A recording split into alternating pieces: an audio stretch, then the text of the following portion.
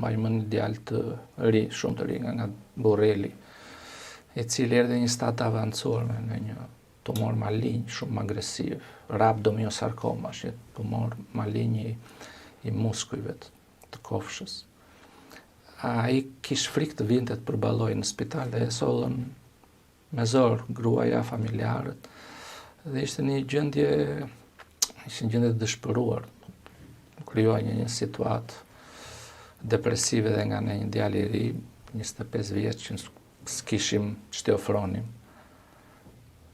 Vetëm ndihmë që mund t'i jepni që të mos kishte vuajtje dhe dhimbje, domethënë. Ai kishte dhimbje të tmerrshme, që nuk qetësoheshin as nga spitali onkologjik.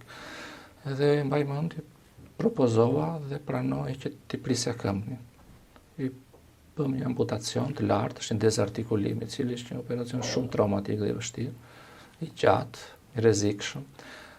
Dhe shpresa, jam i kënaqur se ai jetoi edhe pak muaj po pa dhimbje. Ai vetëm gjë që mund t'i ofronim ne ishte të jetonte me pa vuajtje, pa dhimbje.